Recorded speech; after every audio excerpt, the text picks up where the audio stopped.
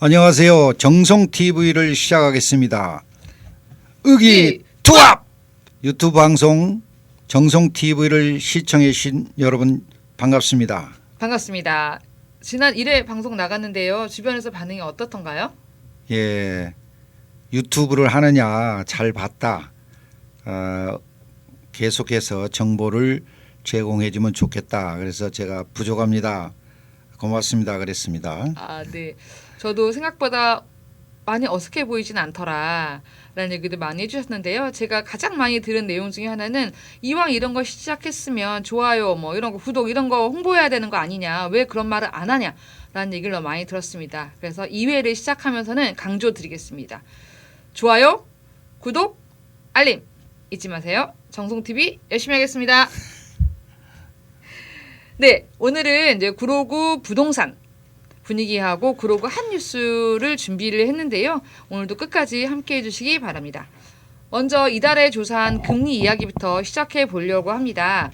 12월 13일까지 조사한 기준금리가 어떻게 좀 올랐나요? 아니면 떨어졌나요? 예, 지난달과 비슷한 수준에 있습니다. 1년짜리 정기예금 금리를 은행별로 말씀드리겠습니다. 기업은행 4.3, 우리은행 4.9, 제일은행 5%, 농협 4.4, 그리고 하나은행, 신한은행, 국민은행은 동일하게 4.7%입니다. 구로지역 A신협 1년 정기예금이 5.7%, B신협은 5.6%, 우체국은 4.5%입니다. 다음 새마을금고는 A, B 금고가 동일하게 5%입니다.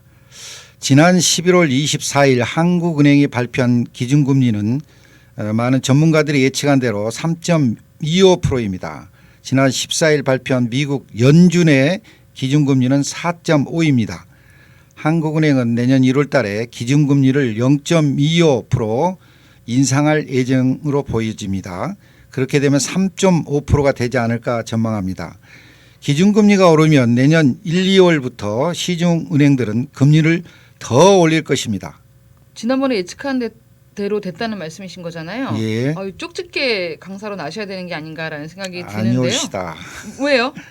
많은 전문가들이 그렇게 예측을 했습니다. 어쨌거나 전문가들의 의견까지 받아서 예측한 거는 정성TV라는 거 잊지 말아주시고요. 자, 이제 본격적인 아파트, 부동산 얘기를 좀 해보려고 합니다. 아파트 시세 알아보셨다라고 하는데 좀 어떤가요? 예, 아파트 시세 동향을 간략하게 말씀드리겠습니다. 산이 높으면 계곡도 깊듯이 그동안에 많이 오르는 아파트 가격이 떨어졌어도 팔리지 않고 있습니다. 송 회장님, 이럴 때 아파트 수출 좀 해보시지 않겠습니까? 저에게 그런 능력이 있으면 좋겠다고 생각이 들기도 하지만 아파트 수출이 아니요. 이거 너무 신박한 아이디어 아니십니까? 네. 부동산은 수출을 할 수 없죠. 움직일 수 없는 자산이기 때문에 부동산입니다. 부동산은 은행 금리와 밀접한 관계가 있죠. 언론에 의하면 중소건설업체들이 부도 우려가 된다고 얼마 전 보도한 바 있습니다. 또한 경남 지역에 동원건설 산업이 부도가 났습니다. 원인은 은행 부채 22억 원을 감당하지 못하고 부도 처리됐습니다. 지난 10월에 정부에서 발표한 전국의 미분양 아파트를 보면 서울은 866가구, 지방은 4만 7천 가구가 미분양 상태에 있습니다. 4만 7천 가구라고요? 예. 이 정도면은 건설사가 부도가 안 날 수가 없을 것 같아요. 예. 그래서 간단히 말씀을 드리면 건설회사들은 소위 PF 프로젝트 파이낸싱이라고 하는 방법으로 건설 자금을 조달을 합니다. 은행에서 공사비와 땅값의 7, 80% 정도를 대출받아서 공사를 하는 셈이죠. 요즘처럼 금리도 높고 자재값도 올랐는데 미분양이 되면 돈이 들어오지 않아서 회사를 운영하기 어렵습니다. 건설업계에서는 미분양 아파트를 정부에서 매입해서 임대 아파트로 사용해달라고 하지만 정부에서는 거부하고 있습니다. 부도가 나면 공사를 한 협력업체까지도 문제가 발생하게 됩니다. 이게 도미노처럼 계속 이어질 수밖에 없는 시장, 부동산 시장이 아닌가라고 생각이 듭니다. 상당히 어려운 문제 같은데요. 이제 조금 이제 부동산 시세 이야기로 넘어가 보려고 합니다. 조사한 내용이 있으시다고요? 예. 구로지역 아파트 시세를 말씀드리겠습니다. 먼저 구로 1동 A 아파트 33평형은 10억에서 11억 원, B 아파트 27평형은 7억 5천만 원입니다. 구로 3동 삼성 내면 아파트 30평은 8억 8천에서 9억 7천만 원, 23평은 7억 5천에서 8억 원입니다. 구로 4동 두산 아파트 22평 5억 8천에서 6억 2천만 원입니다. 32평은 7억 4천에서 7억 9천만 원 선입니다. 이 가격은 호가입니다. 실거래가가 아닙니다. 층수별로 차이가 있는 금액이고요. 또한 아파트 큰 단지의 시세만을 말씀드렸습니다. 다른 아파트 가격이 궁금하신 분은 전화 주시면 가격을 알려드리겠습니다. 제 전화번호는 010-4312-1465번입니다. 또한 강남이나 서초 지역 등 지역별로 차이가 있지만 1년 전보다 약 10에서 20%까지 떨어졌습니다. 전반적으로 그러나 거래가 되지 않고 있다고 합니다. 그동안 많이 오른 아파트이기 때문에 세금도 부담이 됩니다. 문제는 부자들이 투기한 결과라고 생각합니다. 한 사람이 1,100채를 가지고 있다가 얼마 전 사망을 했죠. 아파트나 주택을 주거 목적으로만 사용하시면 좋은데 현실은 재산 증식 수단으로 투기를 하다 보니 가격이 오르고 문제가 발생한 것입니다. 얼마 전에 그 1,100채 가지고 있다가 사망했던 사고 이 기사를 보면서 진짜 놀랐어요. 결국은 입주에 있었던 이 서민들만 이제 큰 손해를 보고 정신적인 고통에 시달리게 되는 그런 상황입니다.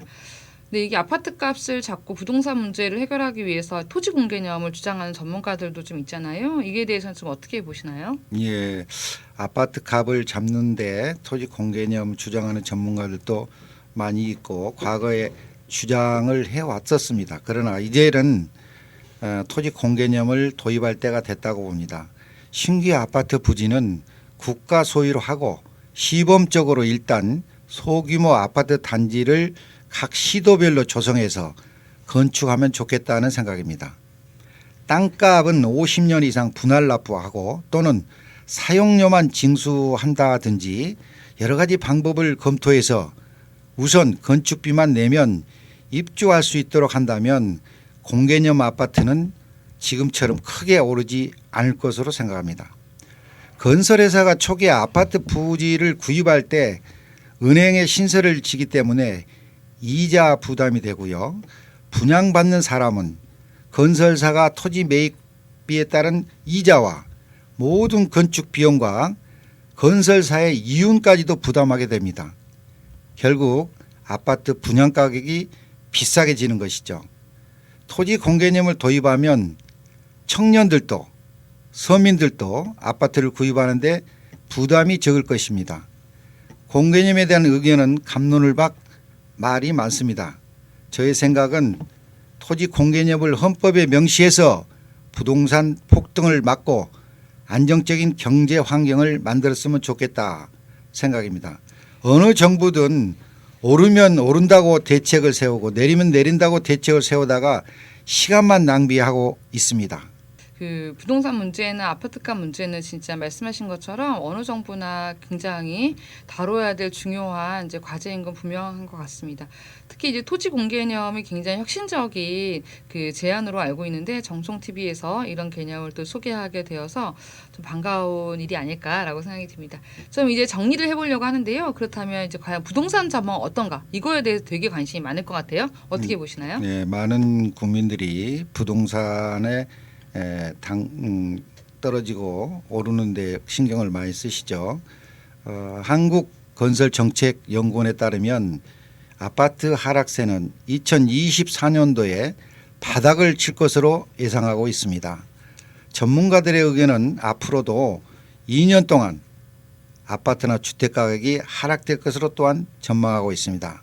그러나 인구가 많은 서울, 경기 지역과 지방 도시는 하락의 폭이 차이가 있을 것으로 보입니다. 네, 지금 부동산 전망에 대해서도 얘기해 주셨는데요. 모쪼록 되게 복잡하고 어려운 문제이지만 서민들이 안전하게 그다음에 편리하게 살 수 있는 주거 환경이야말로 정부가 그다음에 지방자치단체가 함께 고민해야 될 문제라고 생각이 듭니다.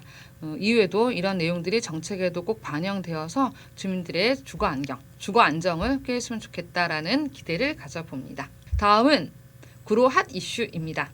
지난번에 구로구 의회 소식 전해드렸는데요. 문헌일 구청장 공약 관련 조례가 계속 심사로 남겨지게 되면서 어제 폐회한 제314회 정례의 결과에 대해서 관심이 많이 쏠렸습니다. 결론부터 말씀드리면 계속 심사로 남겨졌던 두 개의 조례가 모두 원안대로 통과되었습니다. 어떤 조례냐면요. 구로구 행정기구 설치 조례 전부 개정 조례안, 그리고 구로구 재개발 재건축 사업 지원단 설치 및 운영에 관한 조례안이었습니다. 이로써 민선 8기 문헌일 구청장의 공약 추진에 대해서는 어느 정도 발판이 마련되었다라고 하는 결론에 다다를 수 있겠습니다. 재개발 재건축 사업 지원단이 어떤 역할을 하느냐를 조례를 좀 살펴봤거든요. 구역 현황에 대한 정보 제공, 각종 재개발 재건축 사업 자문 및 상담, 홍보 및 교육 지원, 그리고 주민들 간에 생길 수 있는 분쟁이나 갈등의 해소 방안 강구를 위한 활동을 하게 됩니다. 이런 활동을 하는 지원단에 무엇이 쟁점이었냐 하면 바로 단장 1명을 포함해서 3명 이내의 지원단원을 채용하는 것에 쟁점을 불거졌습니다. 이것을 어떤 사람이 채용될 거냐, 어떤 사람이 일을 하게 될 거냐에 대한 문제였는데요. 조례의 자격 중 하나가 지방자치단체 및 국가기관에서 5급 이상으로 관련 사무에 재직한 공무원이라고 규정한 내용이 있었습니다. 이를 둘러싸고 혹시 인수위원회라든지 현재 문헌일 구청장과 깊은 관계 있는 사람들이 채용될 가능성이 있다라는 것 때문에 오히려 우려의 목소리가 높았습니다. 모쪼록 재개발 재건축과 관련된 전문가들이 구로의 현안을 원활하게 그리고 주민들을 위해서 잘 추진할 수 있는 전문가가 채용되기를 바라봅니다. 행정기구 설치 조례에서는요, 일부 국 이름도 바뀌었고요. 저희가 좀 주목해서 보고 있는 부분은 주택정책과 안에 도시개발과를 신설했습니다. 바로 구청장의 재개발 재건축과 관련된 의지를 좀 확인할 수 있는 조직 개편이 아닌가라고 생각이 듭니다. 그리고 복지지원국에 있는 어르신 청소년과가 어르신복지과와 아동청소년과로 분리되었고요. 여성정책과는 논란이 좀 있었습니다만 폐지되는 것으로 결정이 났습니다. 마을 공동체팀 또한 폐지를 결정하게 되었습니다. 아울러 이번 정례회에서는 내년 예산도 확정이 됐습니다. 저희 구로구 1년 예산이 얼마나 되시는지 아십니까? 저도 금액을 보고 깜짝 놀랐는데요. 9,087억 5천만 원이라고 합니다. 일반 회계가 9,003억 원, 특별 회계가 84억 5천만 원입니다. 이게 내년에 추경까지 하게 되면 결국 1조가 넘는 구로구 예산이 운영되는 것입니다. 그리고 이제 최근 서울시에서 예산이 제로로 편성이 되면서 동네의 교육계를 굉장히 뜨겁게 달궜습니다. 혁신교육 예산이었는데요. 구로구는 3억 6천여만 원을 편성 확정하기도 했습니다. 그나마 굉장히 반가운 소식을 전해드리게 되었습니다. 이 즈음에서 저는 참 많이 아쉬운 부분이 있는데요. 바로 마을공동체나 주민자치회에 관련돼서 축소냐 폐지냐 이런 논란이었습니다. 구의회에서도 계속 논란이 있어서 끝까지 이것에 대한 쟁점이 있었던 걸로 알고 있습니다. 구로 마을넷이 이 소식이 전해지면서 2,000명이 넘는 주민들이 서명에 나섰고요. 그리고 구로구 지방자치 시민연대에서도 성명서를 발표하면서 이 정책이 유지되어야 한다라고 굉장히 많은 주민들의 목소리가 있었습니다. 행정개혁위원회 소속 민주당 의원들도 꽤 노력해서 어느 정도 의미 있는 진척이 있었던 걸로 전해졌습니다. 그러나 실제로 막판에 이르러서는 다수 의석을 가진 정당에서 한 방에 정리를 했다라고 하는 안타까운 소식을 접하게 되었습니다. 마을공동체와 주민자치회가 정치적 진영 논리로 폄하돼서 폐지냐 축소냐 이런 논란에 서는 것 자체가 굉장히 좀 안타까운 상황이라고 생각이 들고요. 어느 성명서에서 표현하고 있듯이 굉장히 후진적인 결정이 아니었나라고 감히 말씀드리고 싶습니다. 두 번째 전달해 드리는 소식은 지난 11월 말에 열린 김포국제공항 소음 영향도 조사 용역 주민 설명회 내용입니다. 소음 피해 지역과 관련해서 주민들의 관심이 꽤 많은데요. 소음 대책 지역은 지정 고시된 이후에 5년마다 새롭게 타당성을 검토해서 다시 새로 지정 고시한다라고 합니다. 서울지방항공청에서 올해 공항소음 영향도 조사를 실시했고 그 결과가 이날 공개되었는데요. 구로동에서는 고척동, 개봉동, 구로동에서 총 9개 지역에서 측정되었다라고 합니다. 내용을 보니까요. 구로동 685-222번지 여기가 구로 1동 일부라고 하네요. 여기에는 59LDN, 구로동 708-11번지는 57LDN, 그 다음에 구로동 777-1번지는 55LDN, 고척동 98-85번지는 56LDN, 고척동 62-82번지는 58LDN이 나왔습니다. 그런데 이 서울지방공항청에 따르면 이 수치가 곧 피해 지역 선정 기준은 아니라고 합니다. 이 분석 결과를 기반으로 해서요, 지방항공청에서 장래 5년이나 10년 동안의 항공 수요를 고려해서 시뮬레이션을 돌리고 그 결과에 따라서 최종 대상지를 선정하고 다가오는 12월 26일경에 최종 고시를 한다라고 합니다. 만약에 이 피해 지역으로 지정 공시가 되면요, 전기료 6월부터 9월까지의 전기료, 방음시설, 냉방기 시설이 지원 대상이 됩니다. 공항공사 측은 전기료 지원은 대상자가 확정되는 대로 바로 즉시 지원이 되는 반면에 방음시설이나 냉방기 시설은 피해가 심각한 지역부터 우선 지원되기 때문에 이거는 좀 언제 지원될지는 지켜봐야 될 문제라고 하네요. 대상 지역이 확인되면 공사가 주민들에게 일일이 안내를 통해서 신청을 받고 지원을 진행한다라고 합니다. 제가 아까 소음 영향도 측정에 대해서 LDN이라는 단위를 썼는데요. 이제까지는 소음 영향도는 웨클이라는 단어를 썼다라고 합니다. 그럼 내년부터는 이 국제 표준 단위인 LDN을 사용한다라고 하고요. 이 소음 영향도 61 LDN 이상 인 지역이 피해 지역으로 선정이 됩니다. 그래서 앞서서 59, 58, 57이 아니라 61을 기준으로 하고 있고요. 이 숫자가 되고 안 되고의 결정적인 기준은 아니기 때문에 최종 고시되는 결과를 좀 지켜봐야 될 것 같습니다. 그래서 주민들도 26일 결과에 굉장히 관심이 쏠리고 있습니다. 소음 피해 지역 주민들에게 이 내용이 좀 정리되면 저희들도 또 알려드리도록 하겠습니다. 이상 구로구 한뉴스였습니다. 네, 수고하셨습니다. 정성 TV 2회차가 순조롭게 진행됐다고 생각합니다. 시민 여러분, 한 해 동안 고생 많이 하셨습니다. 며칠 있으면 크리스마스입니다. 건강도 잘 챙기시고 행복한 시간 되시기를 기도드리겠습니다. 네, 예, 올해 나라도 서울시도 구로구도 굉장히 큰 변화가 있었습니다. 요즘 사람들 만나면 제가 하는 얘기가 있는데요. 우리 힘내서 지치지 말고 파이팅을 외치고 있습니다. 정송TV 애청자 여러분들도 남은 한 해 잘 마무리하시고요. 내년 토끼에 만나도록 하겠습니다. 고맙습니다. 감사합니다. 뭐라고요? 좋아요, 구독, 알림 설정 잊지 마세요.